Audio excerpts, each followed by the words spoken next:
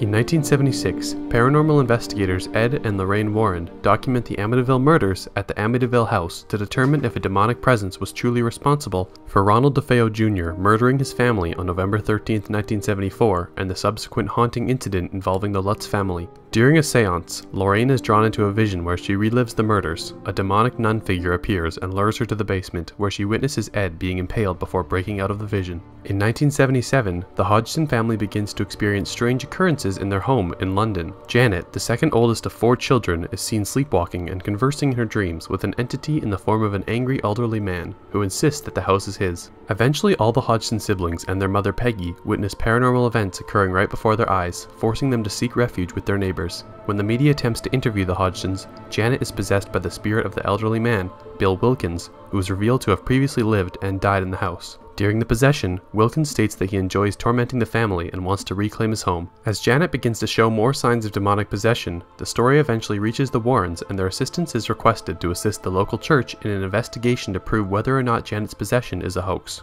Lorraine, fearful that her vision of Ed's death may become reality, warns him not to get too involved in the case, but she reluctantly agrees to travel to London with him. She has yet another vision of the demonic nun in Ed's study wherein the demon says its name, which Lorraine scribbles in her Bible. While staying at the Hodgson residence, Ed and Lorraine consult with other paranormal investigators including Maurice Gross and Anita Gregory on the legitimacy of the case. They also attempt to communicate with Wilkins' spirit, hoping to convince him to stop haunting the family.